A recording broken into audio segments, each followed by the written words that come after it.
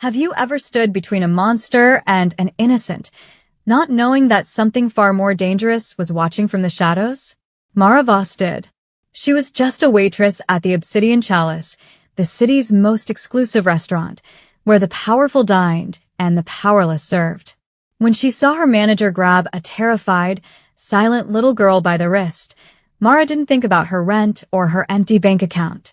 She thought about the child's tears. She intervened, took the abuse, and got fired in front of the entire dining hall. But she didn't know the little girl wore a silver circlet for a reason.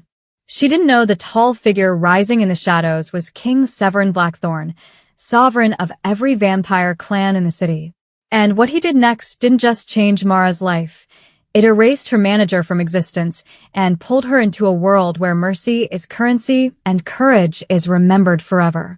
This is the story of how one act of defiance exposed cruelty, revealed a king, and unleashed a reckoning no one could have imagined. Now, before Mara's world turns upside down, I need to ask you, have you ever defended someone and immediately regretted it, or never regretted it at all? Share your story in the comments. And if you're loving this already, smash that subscribe button because tomorrow's story is even more intense. Tell me where you're tuning in from, and let's see how one moment of courage can echo through eternity. The evening shift at the Obsidian Chalice was not for the faint of heart. Nestled in the oldest quarter of the city, beneath Gothic arches and crimson velvet drapes, it was the kind of establishment where blood pacts were signed over aged wine and senators whispered deals with creatures who hadn't seen sunlight in centuries. The chandeliers dripped crystal and shadow. The air tasted of old money and older secrets. Mara Voss moved through the dining hall like a ghost, refilling glasses, clearing plates, keeping her eyes down. At 26, she felt ancient. Between the rent on her cramped studio apartment and the debt collectors who called twice a week, Mara was drowning in slow motion. But she needed this job. The tips were good, provided you could stomach the clientele and survive Conrad Pike. Voss. Table 9 is waiting. Are you incompetent or just lazy? The voice sliced through the low murmur of conversation like a blade through silk. Conrad Pike stood near the bar, arms crossed, his expression twisted into its usual sneer. He was the floor manager, a man who wore authority like cheap cologne, overwhelming and unpleasant. Conrad derived his only joy from watching the staff flinch. "I'm on it, Mr. Pike," Mara said quietly, keeping her tone neutral. She had learned long ago that arguing only fed his cruelty. "Sir." "It's sir to you," Conrad corrected, adjusting his cufflinks with exaggerated precision. "Move faster.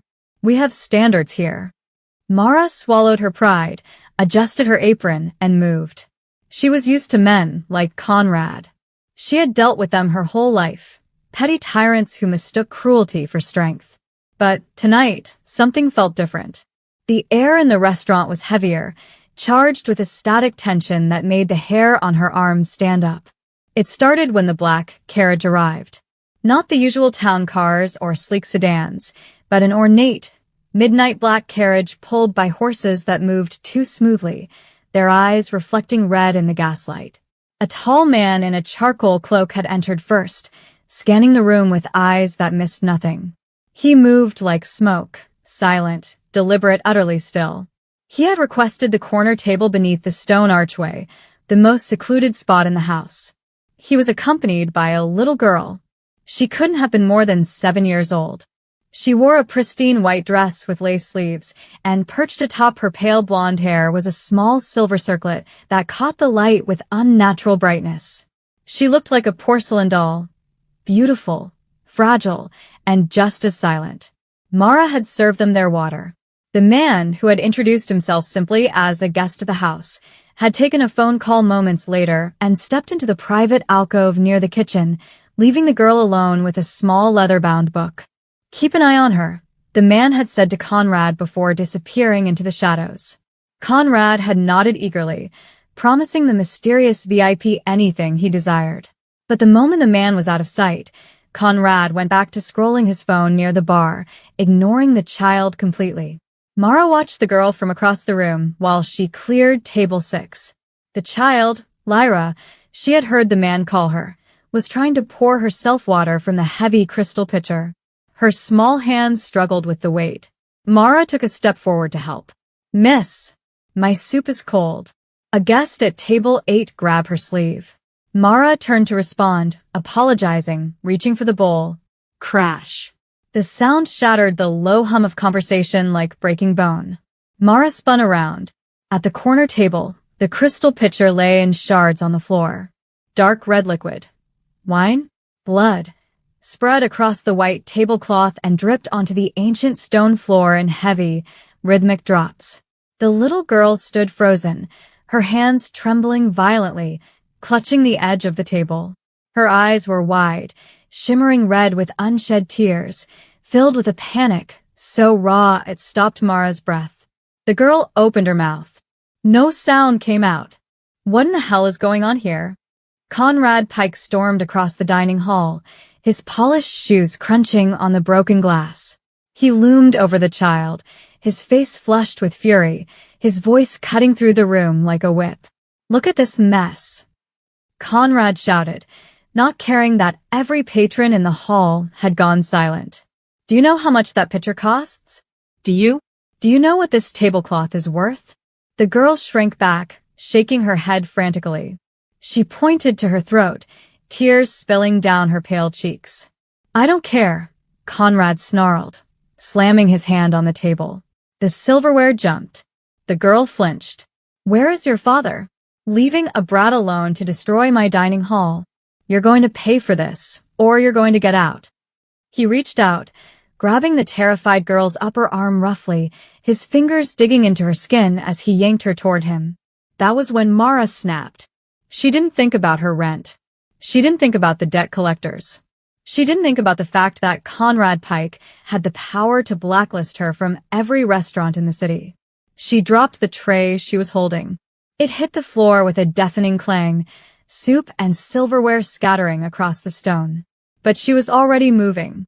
She crossed the distance in 3 strides and shoved herself between Conrad and the child, her body a wall, her voice ringing out clear and fierce across the silent hall.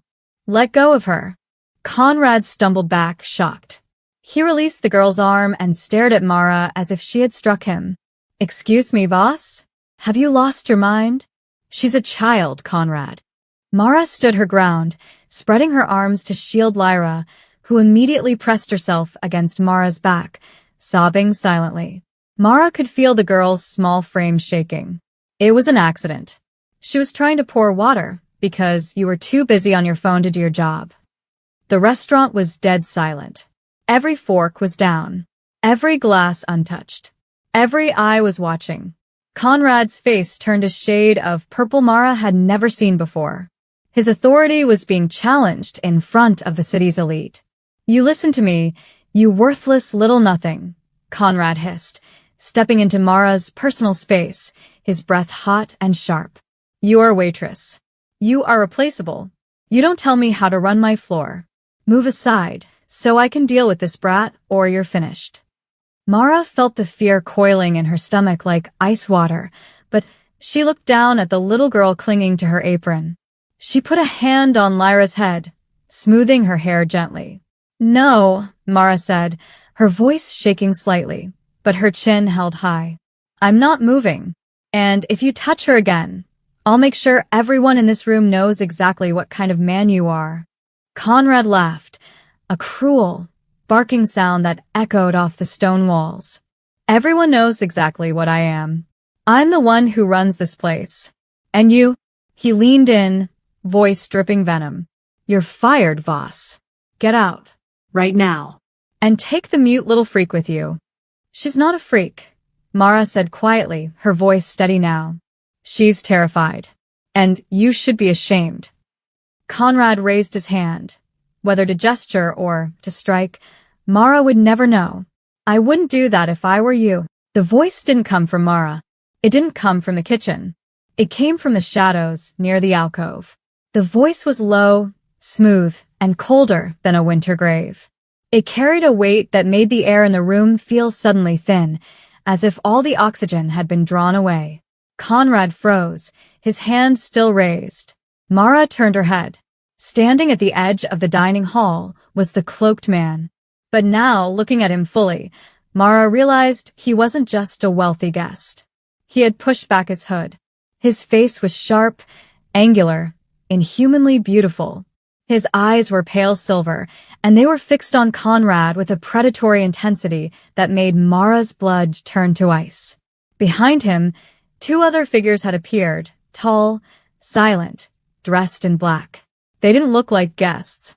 They looked like executioners. The man walked slowly toward the corner table. His footsteps were heavy, deliberate, and with each step, the temperature in the room seemed to drop. The silence was suffocating. "And Mr. Sir," Conrad stammered, his bravado evaporating like steam. I was just handling a situation. This waitress caused a scene. And the child," the man interrupted, stopping 3 feet from Conrad. He didn't look at Mara yet. He looked only at the manager, and his gaze was the kind that stripped men to their bones. "My daughter. You grabbed my daughter." The words fell like a death sentence. Conrad's face went white. His mouth opened and closed like a fish drowning in air. The little girl, Lyra, turned slowly, looking up at the man.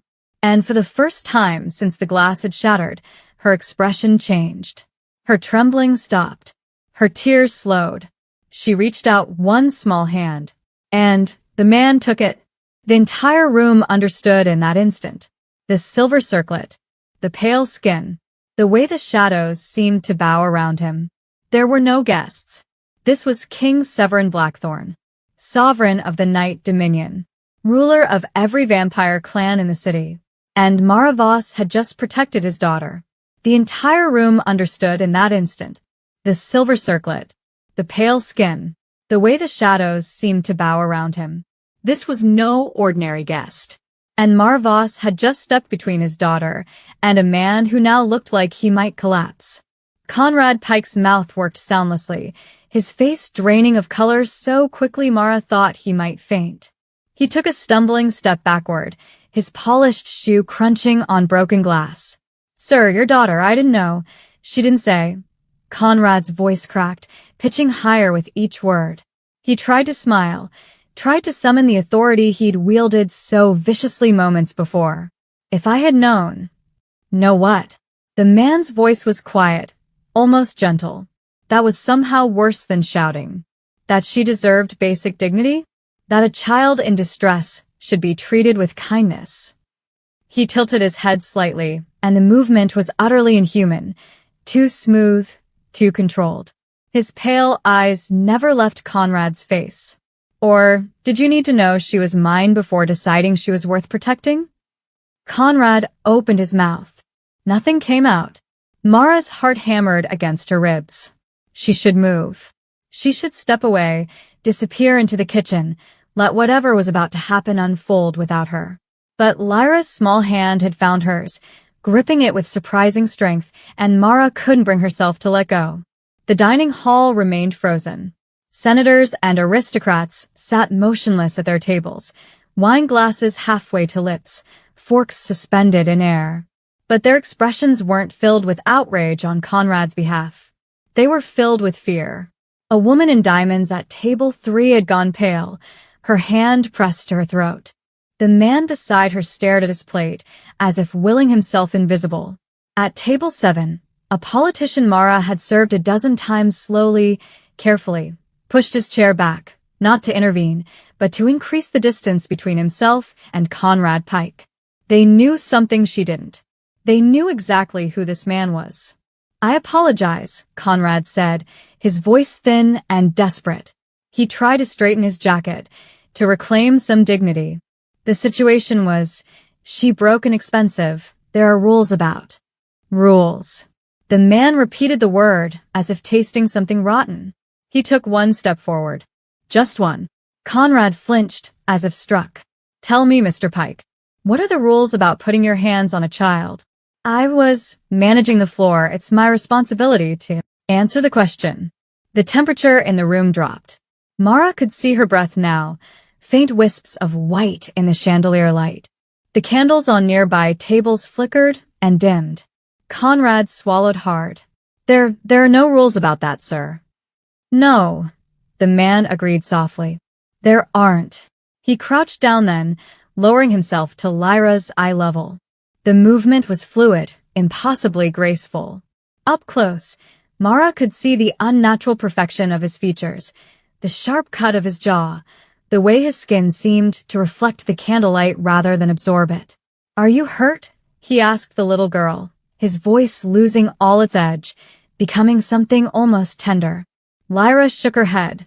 She lifted her free hand, the one not gripping Mara's, and touched the man's face. Her fingers traced the line of his cheek, and he closed his eyes briefly, as if the gesture caused him pain. When he opened them again, he looked at Mara for the first time. His gaze was heavy, searching, impossibly ancient. Mara felt pinned beneath it, as if he were reading every secret she'd ever kept, every fear, every desperate hope. She couldn't look away. You defended her, he said. It wasn't a question. Yes. Mara's voice came out hoarse. She was scared. He was hurting her. You knew you would lose your job. I didn't care. Something flickered across his face. Surprise, perhaps, or recognition. Most people would. Most people aren't worth much, then, Mara said, and immediately regretted it. Her exhaustion had stripped away her filter. I'm sorry. I didn't mean. Don't apologize for speaking the truth. He rose to his full height in one smooth motion, still holding Lyra's hand. He looked at Conrad, who had backed against the wall, his breathing shallow and quick. You're relieved of your position, Mr. Pike. Effective immediately. You can't, Conrad started, then stopped. His survival instinct finally catching up to his arrogance. You can't fire me. You don't own. I will by morning, the man said, with absolute certainty. Gather your things. Leave. Conrad's face cycled through emotions, fury, disbelief, terror. He looked around the room, searching for support, for someone to challenge this insanity. Every patron looked away. This isn't over, Conrad hissed, trying to salvage something, anything. You think you can just. It is very much over. The man's voice dropped to a whisper that somehow carried through the entire hall. Be grateful that's all it is. He turned away from Conrad as if the man had ceased to exist, his attention shifting back to Mara. What's your name? Mara. Mara Voss. Thank you, Mara Voss. He inclined his head slightly, a gesture that felt formal, weighted with significance. You will hear from me. Before Mara could ask what that meant, he placed a hand on Lyra's shoulder, guiding her toward the door. The two figures in black moved with them, forming a protective triangle. Lyra looked back once, her eyes meeting Mara's, and offered the smallest smile. Then they were gone. The moment the door closed behind them, the dining hall erupted in whispers. Mara stood alone in the center of the room, surrounded by broken glass and spilled wine, her heart still racing. You heard him, a new voice said sharply. Mara turned to find one of the kitchen managers, Thomas. She thought his name was, gesturing toward the exit. You're fired. Collect your things and leave. But he said Conrad was fired. He didn't say anything about you. Thomas's expression was sympathetic but firm. I'm sorry, Mara. I have to follow protocol. Please go. Mara's legs felt like water. She nodded numbly, untied her apron with shaking fingers, and walked toward the staff exit. Behind her, the whispers grew louder, speculation and fear mixing into a low roar. She pushed through the kitchen door into the cold night air, her mind reeling. She was jobless, probably blacklisted, definitely unable to make rent. But that little girl was safe. It would have to be enough. Conrad Pike sat in his apartment 3 hours later, nursing his third whiskey and replaying the disaster in his mind. His hands still shook. The bottle was half empty when his phone rang. Unknown number. Conrad almost didn't answer. But something, instinct, dread, the faint hope it might be the restaurant owner calling to fix this nightmare, made him press accept. Conrad Pike. The voice on the other end was smooth, professional, Unfamiliar. Yes. Who is this? You grabbed a child tonight. The wrong child. Conrad's blood turned to ice. I don't know what you're. King Severin Blackthorn does not forget insults to his daughter. The voice remained pleasant, almost friendly. You have until sunrise to leave the city. If you're still here when the sun sets tomorrow, we will find you. The line went dead. Conrad dropped the phone. His hands wouldn't stop shaking. He had made a catastrophic mistake. And somewhere in the darkness, something was coming for him. Conrad Pike did not come home. Mara learned this from the morning news, broadcast on the small television in the corner of her neighborhood cafe. She'd spent a sleepless night staring at her ceiling, calculating how many weeks she could survive on her savings, 3, maybe 4 if she ate nothing but rice and didn't pay her electric bill. But the news anchor's words cut through her spiraling panic like a knife. Conrad Pike, floor manager of the prestigious Obsidian Chalice restaurant, has been reported missing by his landlord. Pike was last seen leaving the establishment late last night following an undisclosed incident. The restaurant has been closed temporarily for internal review. Anyone with information is asked to. Mara's coffee cup stopped halfway to her lips. Missing. The word echoed in her head, hollow and ominous. She thought of the phone call Conrad must have received, the terror in his eyes as the cloaked man, King Severin Blackthorn, her mind whispered, had dismissed him like discarded trash. You will hear from me.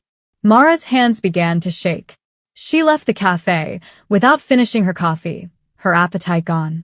The morning air was crisp and gray, the city waking slowly around her. She needed to find another job, needed to start making calls, sending out applications. Mara Voss. She spun around. 2 men stood on the sidewalk behind her. Both wore dark suits that fit too perfectly, their faces expressionless and pale. One was tall and lean, the other broader, built like a wall. Neither smiled. Yes. Mara's voice came out smaller than she intended. We need to ask you some questions, the tall one said. His voice was polite, almost gentle. But his eyes were flat and cold.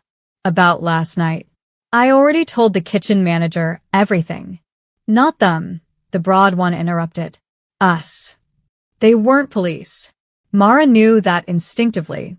Police had badges, protocols, bureaucracy. These men had something else, an authority that needed no validation. They asked her to describe exactly what happened. She did, her words stumbling over each other. They listened without interrupting, without taking notes, their gazes never leaving her face. When she finished, the tall one tilted his head slightly. You weren't afraid? I was terrified, Mara admitted. But she was just a child. Something passed between the 2 men. A glance, a silent communication. The broad one nodded once. You'll be contacted, the tall one said. Stay where we can find you. They walked away before Mara could ask what that meant, disappearing into the morning crowd as if they'd never been there at all. Mara stood frozen on the sidewalk, her heart hammering. What had she gotten herself into? Conrad Pike's last moments of freedom came at 3:47 a.m. He'd packed a single bag, clothes, cash, his passport, and was halfway to the door when it burst open. He didn't scream. The hands that grabbed him were too fast, too strong, and suddenly he was being dragged backward through his own apartment, his feet scrambling uselessly against the floor. Wait, please. I'm leaving. Too late, a voice said, cold and final.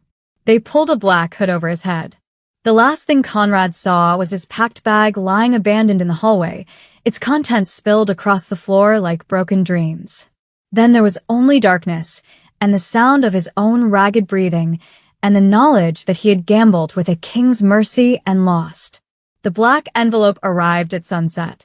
Mara found it slipped under her apartment door when she returned from a fruitless job search. No postage. No return address. Just a heavy black rectangle sealed with dark red wax. She knelt and picked it up with trembling fingers. The seal pressed into the wax was unmistakable, a crown wreathed in thorns, surrounded by symbols she didn't recognize. Beneath it, embossed in silver script, the Night Dominion. Mara's breath caught. She broke the seal carefully, as if it might bite her, and unfolded the single sheet of parchment inside. The message was brief. Mara Voss, your presence is requested at the night court tomorrow evening at nightfall. A carriage will arrive at your residence. This is not optional. By order of King Severin Blackthorn. Mara read it 3 times, her hands shaking harder with each pass. Requested. Not optional. The night court. She thought of Conrad Pike's disappearance. She thought of the 2 men in dark suits, their expressionless faces and cold authority. She thought of the way every patron in the Obsidian Chalice had reacted with fear, not sympathy. She was being summoned, and she had no idea if she would come back. The carriage arrived precisely at sunset, as silent and dark as the night itself. Mara stood on the sidewalk in her only decent dress, a simple gray thing she'd worn to her mother's funeral years ago, and watched the horses paw at the cobblestones. A figure in black emerged and opened the carriage door without a word, gesturing for her to enter. Mara took one last look at her apartment building, at the shabby windows and chipped paint that had been her home for 3 years. She thought about running. She thought about refusing. Then she thought of Lyra's small hand in hers, the trust in those wide, terrified eyes. Mara climbed into the carriage. The door closed behind her with a sound like a tomb sealing shut, and the horses began to move, pulling her toward the night court and a fate she couldn't begin to imagine. The carriage descended. Mara felt it in her stomach, the sickening drop as they traveled not across the city, but beneath it. Down winding paths that shouldn't exist, through tunnels carved from ancient stone, deeper and deeper until the air itself changed, becoming colder, heavier, and thick with the weight of centuries. When the carriage finally stopped and the door opened, Mara stepped out into another world. The night court rose before her like a cathedral built by something that had forgotten how to pray. Massive stone columns stretched upward into darkness that seemed alive, writhing and shifting at the edges of her vision. Torches burned with flames that cast no warmth, their light a cold, pale blue. The floor beneath her feet was polished obsidian, reflecting her terrified face back at her in fractured pieces. And everywhere, there were vampires. They lined the great hall in perfect stillness, nobility dressed in silk and velvet and leather that looked older than nations. Their faces were beautiful and terrible, ageless and cold. Some watched her with curiosity, others with hunger, none with kindness. Mara's legs trembled, but she forced herself to keep walking as 2 guards, massive figures in ceremonial armor, escorted her down the center aisle. At the far end of the hall, elevated on a dais of black stone, sat a throne. And on that throne sat King Severin Blackthorn. He was exactly as she remembered, impossibly tall, inhumanly beautiful, crowned in silver thorns that seemed to grow from shadow itself. His pale eyes tracked her approach with an intensity that made her want to run, to hide, to disappear. But it was the small figure seated in a chair beside the throne that made Mara's breath catch. Lyra. The little girl wore a gown of midnight blue, her silver circlet polished and gleaming. She sat with perfect posture, her hands folded in her lap, looking every inch the princess she was. When her eyes met Mara's, something flickered across her face. Recognition, relief, something almost like hope. Mara was placed at the center of the hall, alone and exposed.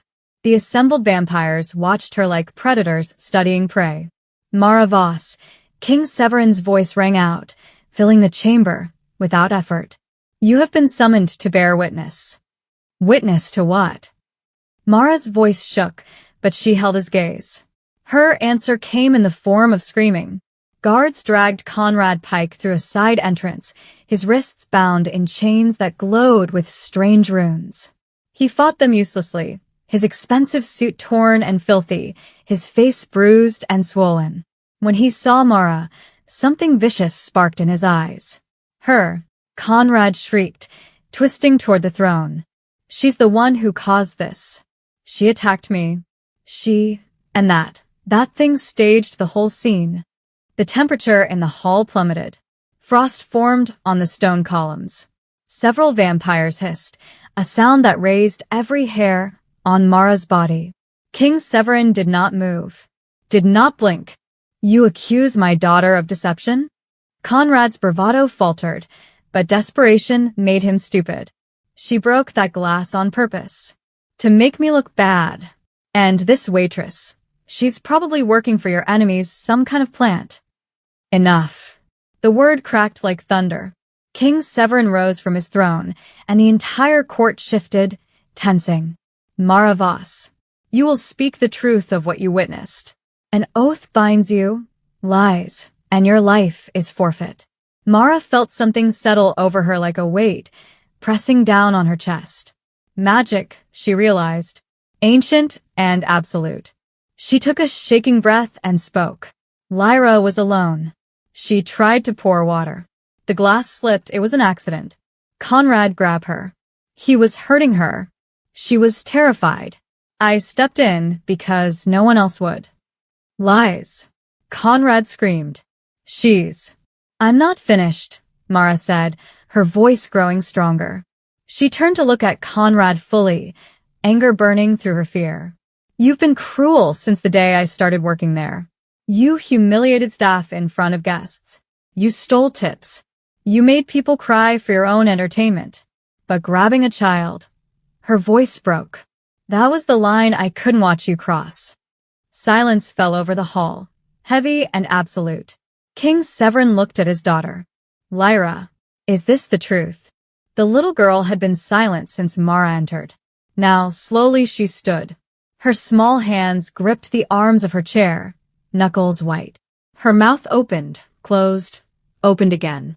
And then, for the first time since her mother's murder, Lyra Blackthorn spoke. Father. One word, barely a whisper, but it echoed through the chamber like a bell. The entire court dropped to their knees as one, a wave of bodies bowing in reverence and shock. Mara stood frozen, the only one still upright besides the king and his daughter.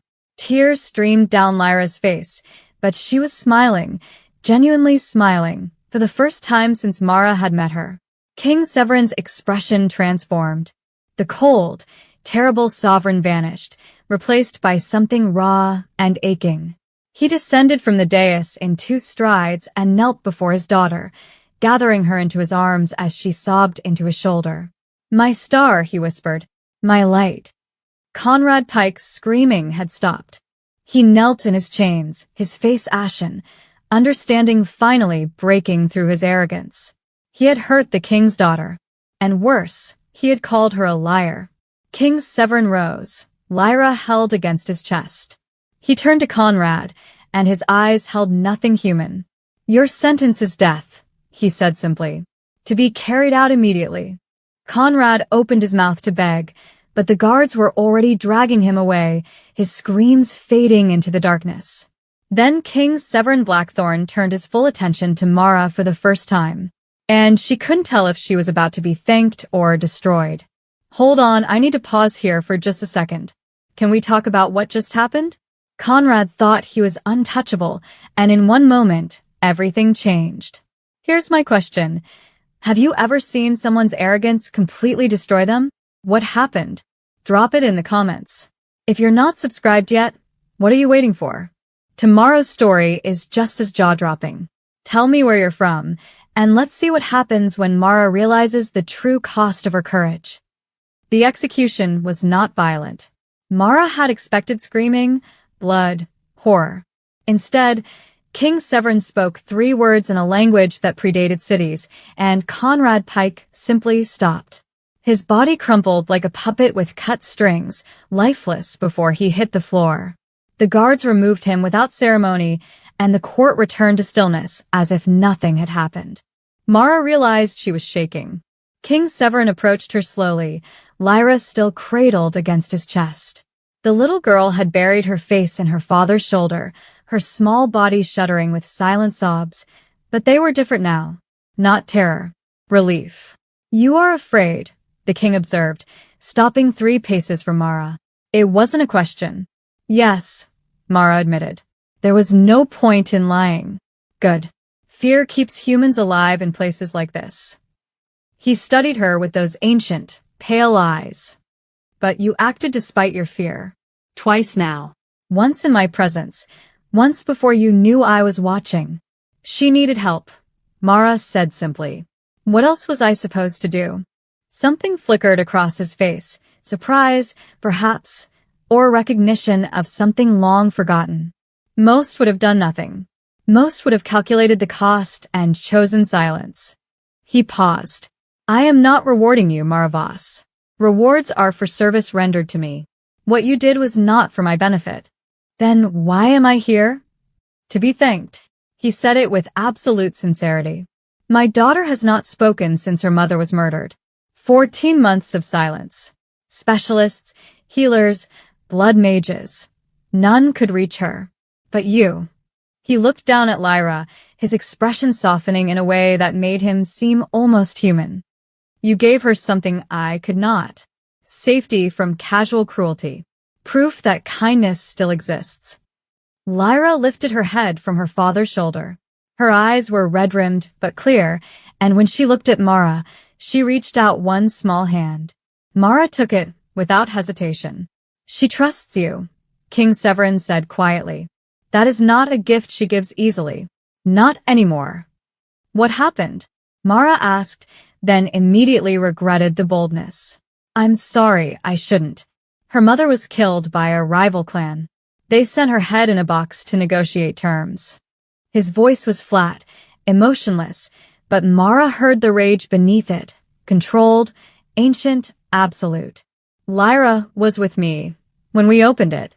She screamed once and then nothing. No words, no sound, just silence. Mara's heart shattered. She squeezed Lyra's hand gently, and the girl squeezed back. I have a proposition, King Severin said. I cannot undo what you've lost, your employment, your stability. But I can offer you something else. A position here in the Night Dominion. As Lyra's attendant, her guardian in the human sense. Mara blinked. You want me to work for you? I want you to help my daughter heal. He set Lyra down carefully, and she immediately moved to stand beside Mara, her hand never leaving hers. You'll be paid well. Protected. No vampire in this city will touch you. You will have quarters in the court, access to resources most humans never see. In exchange, you will stay with Lyra. Read to her. Talk to her. Remind her that the world holds more than monsters. I'm not qualified. I'm just a waitress. You are what she needs. His tone brooked no argument. That is enough qualification. Mara looked down at Lyra, at the little girl who had endured such horror and still found the courage to speak again. She thought of her empty apartment, her unpaid bills, her non-existent job prospects. She thought of Lyra's hand in hers, trusting and small and desperately hopeful. Yes, Mara said. I'll stay. The chambers they gave her were larger than her entire apartment. Stone walls softened by tapestries, a bed with silk sheets, a window overlooking an underground garden lit by luminescent flowers that grew without sunlight. It was beautiful and alien and terrifying. Lyra's room was connected by an adjoining door. That first night, Mara sat on the edge of the girl's bed, reading from a book of fairy tales she'd found on the shelf. And the princess discovered she was braver than she knew, Mara read softly. Like you, Lyra whispered. Mara looked up, startled. What? You're brave. Lyra's voice was hoarse from disuse, but clear. You weren't scared of Conrad. I was terrified, Mara admitted. But you did it anyway. Lyra reached out and took Mara's hand again, as if the gesture was becoming a habit. That's what bravery means. Mara felt tears prick her eyes. You're pretty brave yourself, speaking again. Lyra smiled, small, tentative, but real. Will you stay? Even when I have nightmares? I'll stay, Mara promised. As long as you need me. The little girl's smile widened. For the first time in 14 months, she looked like a child instead of a ghost. In the throne room 3 levels below, King Severin met with his council. The human, Lord Cassius said, his tone dripping with disdain. You've elevated her beyond her station. The court whispers, Your Majesty. Let them whisper. She is a weakness. A human in the heart of the Night Dominion. It sends the wrong message. It sends exactly the message I intend. King Severin's voice was cold. My daughter spoke because of her. That is worth more than 1,000 political alliances. There are those who would test your mercy, my lord, Lady Vex murmured from the shadows. Who sees compassion as an invitation. King Severin's eyes gleamed in the torchlight. Then they will learn that mercy has limits. The council dispersed slowly, but the whispers remained. In the darkness between the columns, rebellion began to take shape. 3 weeks after Mara entered the Night Dominion, the obsidian chalice reopened. King Severin had kept his word. The restaurant now operated under royal charter, its staff handpicked, its management answerable directly to the throne. The grand reopening was to be a statement, a demonstration that justice, not cruelty, would define the new order. Mara stood in the dining hall she'd once served, now dressed in deep blue silk instead of a server's apron. Lyra held her hand, the little girl's silver circlet catching the chandelier light. She looked around with wide eyes, no longer seeing a place of trauma, but something transformed. It's different, Lyra whispered, her voice still quiet but growing stronger each day. Better, Mara agreed. But the vampires who filled the hall told a different story. They came because the king commanded it, the noble houses, the ancient bloodlines, the lords and ladies who'd ruled the night for centuries. They wore their finest clothes and their coldest expressions, their resentment thick enough to taste. Mara felt their stares like knives against her skin. The human pet, she heard one vampire murmur to another near the bar, playing nursemaid to royalty. An insult, another agreed, putting a mortal above her station. The king grows soft. Mara kept her expression neutral, but her grip on Lyra's hand tightened. The girl looked up at her, sensing the tension. They don't like us here, Lyra observed with a child's blunt honesty. Then we'll prove them wrong, Mara said, mustering a confidence she didn't feel. King Severin arrived precisely at midnight, his presence silencing the murmurs instantly. He moved through the hall with Lyra at his side, Mara following a respectful step behind, and the vampires bowed, but Mara caught the lingering looks, the whispered conversations that resumed the moment he passed. The evening proceeded with tense civility, until Mara excused herself to the restroom. The hallway was empty, lit by the same cold blue torches from the night court. Mara had just reached the corridor's end when she heard voices from an alcove, low, urgent, carefully hidden. Strike during the gathering, while his attention is divided. And the child, especially the child. Kill her and his line ends. The human is irrelevant. Collateral. Mara's blood turned to ice. She pressed herself against the wall, hardly daring to breathe. Lord Cassius has promised support if we move quickly. Half the council is tired of his bleeding heart. A human in the Night Dominion? It's an abomination. When? Tonight. The carriage, on the return journey. It will look like an accident. Mara didn't wait to hear more. She ran. She found King Severin in the private dining room, deep in conversation with Lady Vex.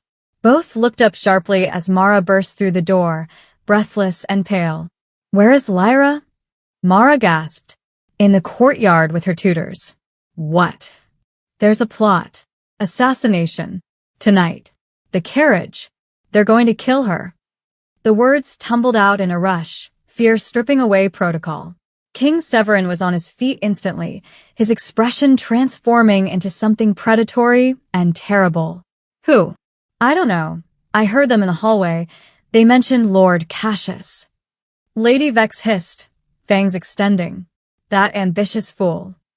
Get Lyra, King Severin commanded. Bring her here. Now. Mara ran again, her silk dress tangling around her legs as she raced toward the courtyard. She found Lyra examining the fountain with 2 vampire attendants, and Mara's instinct screamed warning at the way they positioned themselves. Too close, hands hidden beneath their cloaks. Lyra. Mara called out. Come here, sweetheart. One of the attendants turned, and Mara saw the flash of silver, a blade, small and wickedly sharp. Mara didn't think. She threw herself forward, grabbing Lyra and pulling her backward just as the attendant lunged. The blade whistled past where Lyra's throat had been a heartbeat before, and suddenly the courtyard erupted into chaos. Guards poured from the shadows, King Severin's personal guard, positioned secretly. They descended on the would-be assassins with brutal efficiency. One tried to run. He made it 3 steps before darkness itself seemed to reach out and drag him down. King Severin emerged from the doorway, and the temperature dropped so rapidly that frost formed on the fountain's edge. His eyes blazed silver-white, ancient power radiating from him in waves that made Mara's bones ache. Who ordered this? His voice was death itself. The captured vampire laughed, blood on his teeth. You're too soft, Severin. Too human. The old ways are dying, because you protect cattle. He spat at Mara's feet. She's made you weak. King Severin moved faster than Mara's eyes could follow. One moment, he stood 10 feet away. The next, his hand was around the vampire's throat, lifting him off the ground. I am not weak, King Severin said softly. I am restrained. There is a difference. And you've just ensured I remember why restraint is sometimes a mistake. He dropped the vampire. Guards dragged him away, still laughing maniacally. Lyra clung to Mara, trembling. I want to go home, she whispered. We will, Mara said, stroking her hair. Right now. But King Severin shook his head. No. Whoever planned this will strike again the moment they think we've retreated. His jaw tightened. We stay. We finish the evening. And we show them that fear will not move us. You can't use her as bait, Mara protested. I'm not. I'm showing them that my daughter is protected. By me, by my guard, and by the human brave enough to throw herself between a child and a blade. He looked at Mara with something approaching respect. Will you stand with us?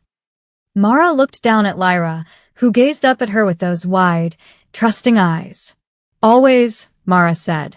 They returned to the dining hall, King Severin's power crackling in the air around them like a storm barely leashed. The assembled vampires fell silent, sensing the shift. An attempt was made on my daughter's life tonight, King Severin announced, his voice carrying to every corner of the hall. The perpetrators have been taken. The conspirators will be found.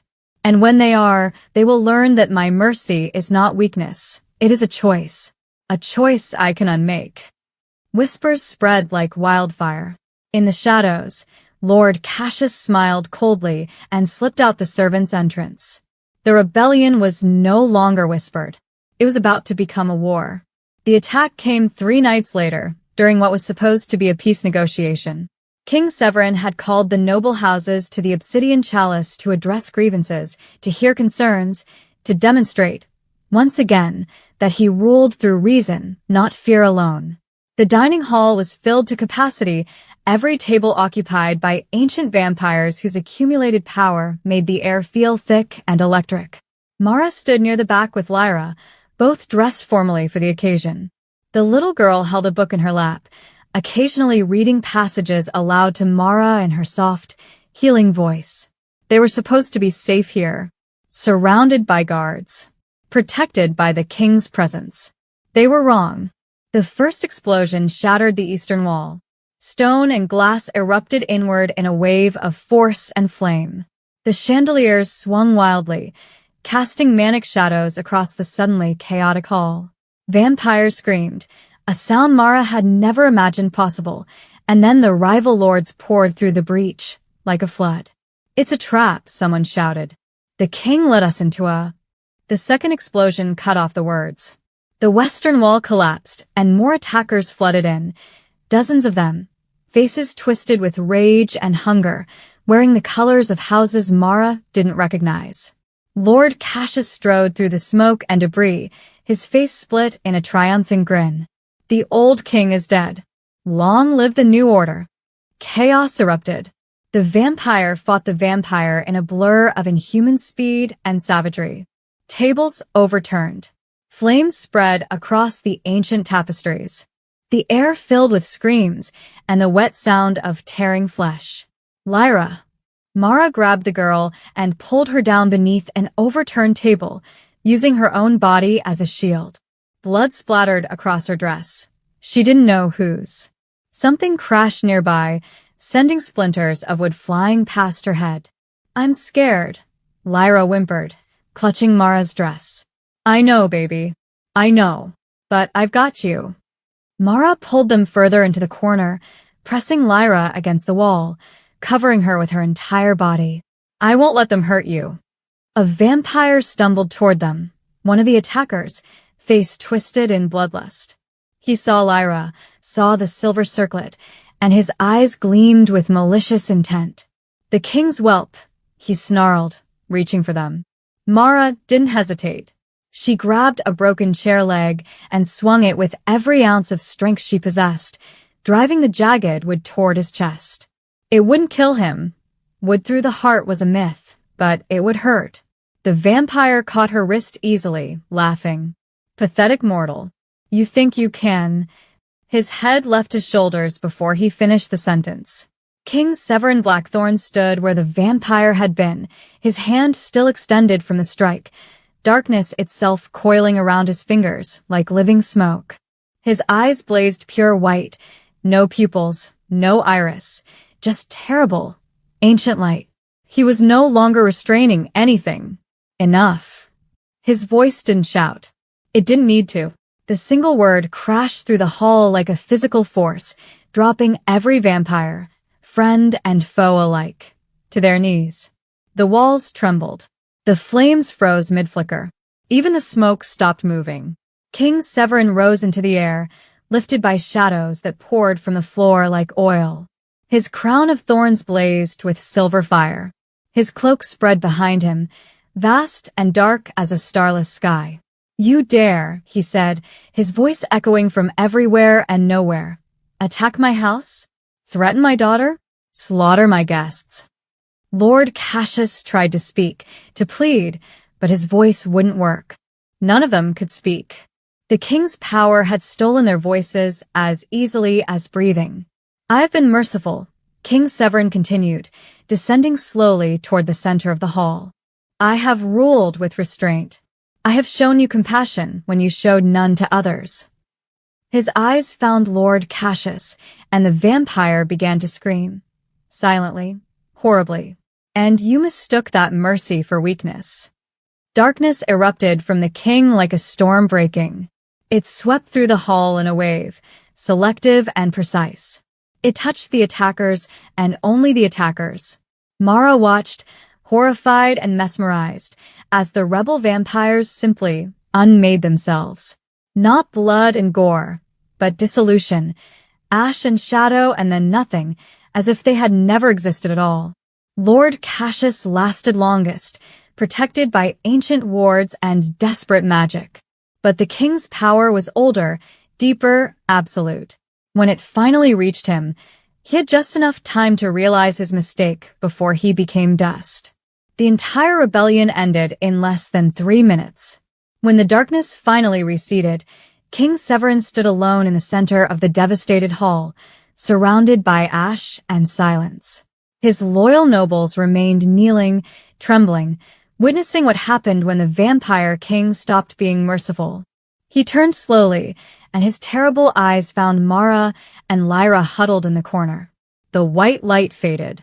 His eyes returned to their normal silver. The shadows retreated. He landed softly on the floor and crossed to them in 3 strides, dropping to his knees before his daughter. "Are you hurt?" His voice was gentle again, almost human. Lyra shook her head, then threw her arms around his neck. "Mara protected me," she said clearly. "She wouldn't let them touch me." King Severin looked at Mara over his daughter's shoulder. Blood stained her dress. Cuts marked her arms from flying debris. Her hair had come loose from its careful arrangement. She looked exhausted and terrified and defiant all at once. "Thank you," he said simply. Mara nodded, too shaken to speak.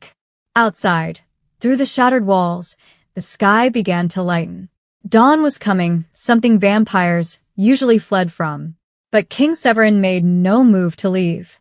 He held his daughter, and the shadows protected them all from the approaching light. When the sun finally rose over the city, it found the obsidian chalice still standing. Broken, but not defeated. Changed forever. Can we just take a moment to process what we just witnessed? The entire rebellion, crushed in 3 minutes. Now here's what I want to know. Do you think King Severin's response was justice or revenge? Was he right to do what he did, or did he go too far? This is a tough one. Tell me your honest opinion in the comments. If this story is keeping you hooked, hit that subscribe button now because tomorrow's tale is equally explosive. Drop your location below, and let's see how the city rebuilds from the ashes. The trials lasted 3 days. King Severin convened the night court in its full, ancient glory. Every vampire house sent representatives. Every noble bloodline bore witness. And one by one, the conspirators who had survived the attack were brought forward in chains. Mara sat in a place of honor, a chair beside the king's throne, positioned so that Lyra could sit between them. The little girl held both their hands throughout the proceedings, her small fingers alternating squeezes between her father and her guardian whenever the testimonies grew too dark. The punishments were swift but not cruel. Execution for those who had directly participated in the attack. Exile for those who had merely whispered support. Stripping of titles and lands for houses that had funded the rebellion but claimed ignorance. Justice, King Severin announced to the assembled court, is not vengeance. Vengeance is what you attempted, chaotic, selfish, destructive. Justice is what you will receive, measured, absolute, and final. But it was his next proclamation that sent shockwaves through the vampire world.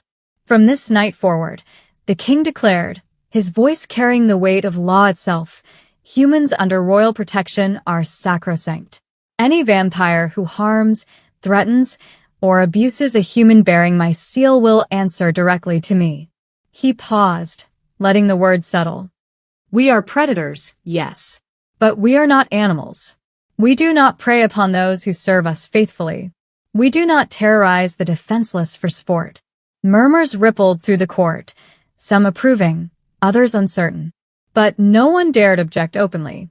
Not after what they'd witnessed 3 nights ago. Additionally, King Severin continued, the obsidian chalice and all establishments bearing royal charter will operate under new codes. Fair wages for human staff. Protection from abuse. Dignity in service. His silver eyes swept the room. Any manager, any noble, any vampire who mistakes authority for tyranny will find themselves answering for it in this court. The murmurs grew louder. This was unprecedented. Revolutionary. These laws, Lady Vex called out from her position among the council, they will be unpopular, Your Majesty. Many will resist. Then they will learn what Conrad Pike learned, King Severin said coldly. That my mercy is a privilege, not a right, and that I can be far worse than the monsters they fear. The court fell silent. Then, unexpectedly, Lyra stood.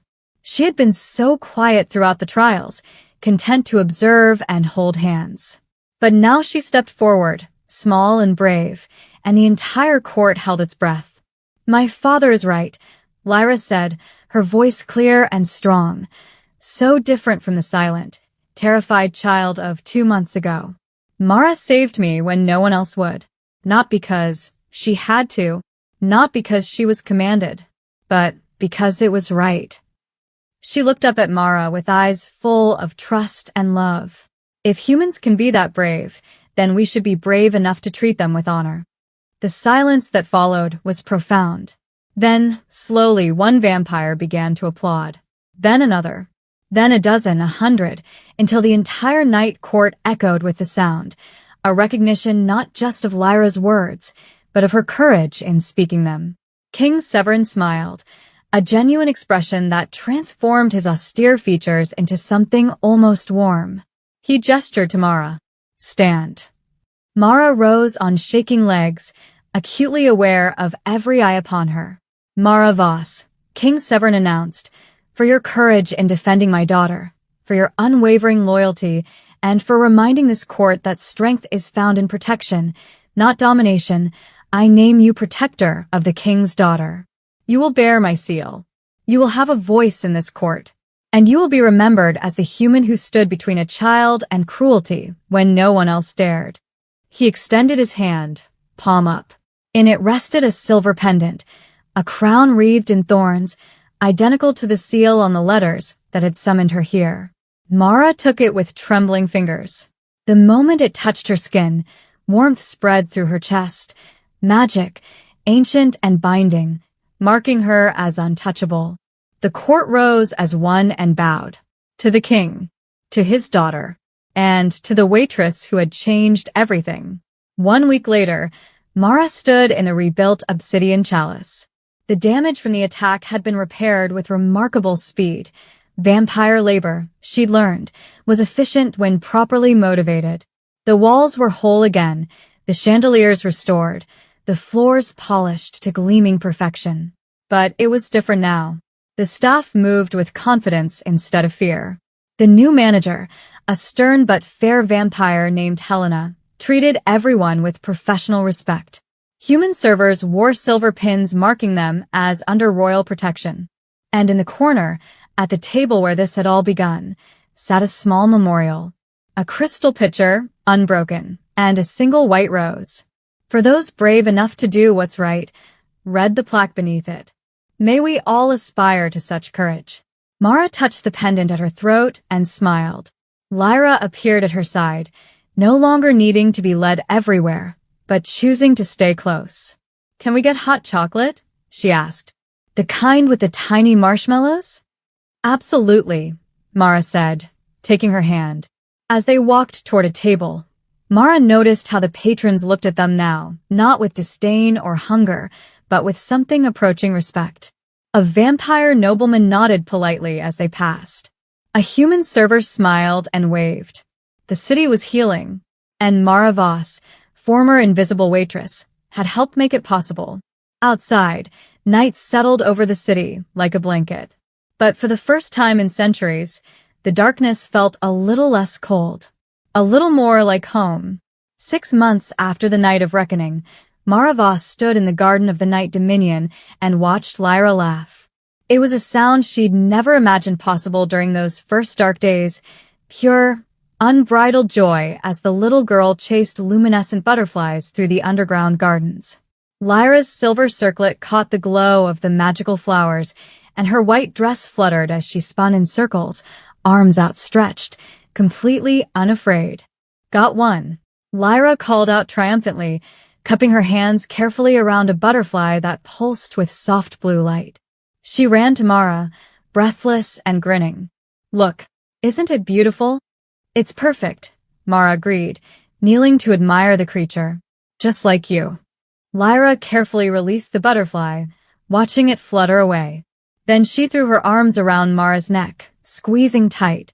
I love you, she said simply, as if it were the most natural thing in the world. Mara's throat tightened. I love you too, little star. They had come so far from that terrible night in the obsidian chalice. The silent, terrified child who couldn't speak had become this, vibrant, talkative, healing. Lyra still had nightmares sometimes, still woke crying for her mother. But now she had words for her pain, and people who would hold her through it. Mara? Lyra pulled back, her expression turning serious in that way children do when they're about to ask something important. Do you ever miss your old life? It was a question Mara had asked herself many times in the early weeks. She'd given up sunlight. Vampires prefer darkness, and the Night Dominion existed far below the surface streets. She'd given up her independence, her small apartment, the familiar rhythms of human existence. But when she looked at Lyra's face, at the trust and love shining there, the answer was easy. No, Mara said honestly. I miss some things sometimes. Coffee that doesn't cost more than I used to make in a week, walking in the park during the day. But this? She gestured around them, at the impossible beauty of the underground gardens, at Lyra, at the life they'd built together. This is where I'm meant to be. Good, Lyra said, satisfied. Because I'm never letting you leave. Deal, Mara laughed. A shadow fell across them, tall, regal, unmistakable. King Severin approached with his usual fluid grace, though Mara noticed he moved differently around his daughter now.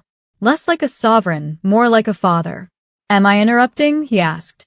"Never," Lyra said, running to him. He caught her easily, lifting her onto his shoulders in a gesture that would have scandalized the old court.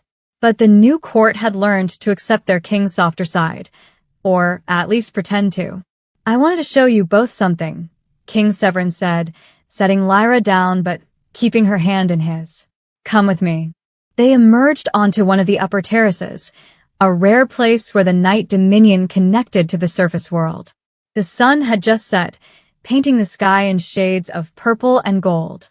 Below them, the city sprawled in all its chaotic beauty. But it was different now. Mara could see it in the way streetlights illuminated new murals on building walls. In the mixed crowds of humans and vampires walking together without visible tension. In the restaurants and shops that had reopened under the new protections, their windows were bright with welcoming light. The Obsidian Chalice received its 100th positive review today, King Severin said quietly. Human and vampire patrons alike. They say it's become a symbol, proof that change is possible. Helena runs it well, Mara observed. The stern vampire manager had turned out to have a gift for hospitality when cruelty was removed from the equation. She does. But that's not why it thrives. King Severin turned to look at Mara fully. It thrives because of what happened there. Because people witnessed someone choose courage over safety. Because a story spread about a waitress who wouldn't stand aside and a king who remembered what justice looks like. Mara felt her cheeks warm. Even after 6 months, she still wasn't comfortable with the recognition. Other establishments have followed suit, he continued. Not because I commanded it, but because they've seen it works. Fair treatment creates loyalty. Protection creates trust. Dignity creates. He paused, searching for the word. Hope. Is that what you wanted? Mara asked. When did you make those new laws? I wanted my daughter to grow up in a world that wouldn't break her again, King Severin said simply. But yes, hope is a powerful thing. Even, perhaps especially, in the darkness. Lyra tugged on her father's hand. Tell her the other thing. The surprise. King Severin's lips quivered in what might have been amusement. Patience, little star. He looked at Mara. The council has voted unanimously to establish the Voss Accord, a formal treaty guaranteeing protections for all humans working in vampire establishments. It will bear your name. Mara's breath caught. I'm not. You are exactly what you need to be, King Severin interrupted. A reminder, a symbol, proof that power should serve protection, not feed on fear. His expression softened. You changed my daughter's life, Mara. In doing so, you changed mine. And apparently, you've changed this entire city. I was just doing what anyone should have done, Mara protested weakly. But they didn't, Lyra said, with a child's cutting honesty. You did. That's what makes you special. Mara looked out at the city, at the changes spreading through it like ripples from a stone dropped in still water. She thought about Conrad Pike, about the cost of his cruelty. About the moment she'd made a choice that should have destroyed her life, but instead gave her a new one. Do you ever regret it? King Severin asked quietly. That night, knowing what it would cost. Mara looked down at Lyra, who was leaning against her side, warm and alive, and so full of trust it made her heart ache. Not for a single second, Mara said. They stayed on the terrace as full darkness fell, and the city lights grew brighter. Lyra fell asleep against Mara's shoulder, exhausted from her day of butterfly chasing. King Severin stood nearby, watching his kingdom with the expression of a man who'd finally found balance between ancient duty and human compassion. I've been thinking, he said after a long silence, about what makes a good ruler. And, Mara prompted, I used to believe it was strength, the ability to dominate, to instill fear, to crush opposition before it became rebellion. He glanced at his sleeping daughter. But strength without purpose is just violence. Fear without respect is just tyranny. What changed your mind? You did. He smiled faintly. You were terrified that night. I could smell it on you. Human fear has a distinct scent. But you acted anyway. You put your body between my daughter and danger, knowing you would lose everything. He paused. That's when I understood. True power isn't about being the strongest monster in the room. It's about being strong enough to protect those who can't protect themselves. She's easy to protect, Mara said, stroking Lyra's hair gently. She's worth it. So are you. The words hung in the cool night air. Mara looked up, surprised, and found King Severin watching her with an expression she couldn't quite read. You could have left a dozen times, he continued. The initial agreement was temporary. But you stayed. You fought for her. You've become... He searched for the right word. Family. To both of us. Mara felt tears prick her eyes. You've given me more than I ever had, she said honestly. Purpose. Safety. A place I belong. Then we're even, King Severin said, because you gave us something we'd lost. Hope. Healing. A reason to believe that kindness still exists in a world that often forgets it. Below them, the city continued its evening rhythms. Humans and vampires sharing space, sharing meals, sharing a future that had seemed impossible mere months ago. The obsidian chalice glowed warmly in the distance, its windows bright with life and laughter. And in the night dominion, a former waitress held a sleeping princess while a vampire king stood guard, not because he had to, but because this strange, beautiful, broken family they'd created was worth protecting. Mara? King Severin said quietly. Yes. Thank you. For reminding me what it means to be more than a monster. Mara smiled. Thank you for proving that even monsters can choose to be kind. They stood together in comfortable silence as the night deepened around them. Somewhere in the city, someone else was making a choice, to stand up, to speak out, to protect the vulnerable. The story of what happened at the Obsidian Chalice had spread, inspiring small acts of courage in unexpected places. One act of defiance. One moment of bravery. One choice to do what was right instead of what was safe. That was all it had taken to change everything. As Lyra stirred in her sleep and whispered, Love you, Mara, the former waitress realized something profound. She'd spent years feeling invisible, powerless, insignificant. She believed herself small and easily forgotten. But courage had never been about power. It had always been about choice. And the night she chose to stand between a child and cruelty, Mara Voss had proven something that would echo through the centuries. That true strength begins not with domination, but with protection. Not with fear, but with fierce, unshakable love. The darkness hadn't changed because of violence or threats or ancient vampire magic. It had changed because someone cared enough to stand in its way. And that, Mara understood now, was the most powerful magic of all. So, here's my final question for you, and I really want to hear your thoughts on this.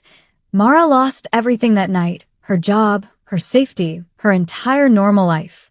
But she gained a family, a purpose, and changed an entire kingdom. If you were in her shoes, would you make the same choice? Knowing the cost, would you still stand up for what's right? Drop your answer in the comments below, because I genuinely want to know where you stand. If this story moved you, if it made you think, or if you simply enjoyed the journey, hit that subscribe button right now. Because tomorrow, I'm bringing you another incredible tale that will challenge everything you thought you knew about courage, sacrifice, and redemption. Tell me where in the world you're watching from. I love seeing our global story family grow every single day. And before you go, let me know, what was your favorite moment from Mara's story? Was it when she first stood up to Conrad? The moment Lyra spoke again? Or King Severin's final transformation? Thank you for spending this time with me today. Your support means everything. Until tomorrow, remember, sometimes the bravest thing you can do is simply refuse to look away when others need you most. Now go out there and be someone's Mara. See you in the next story.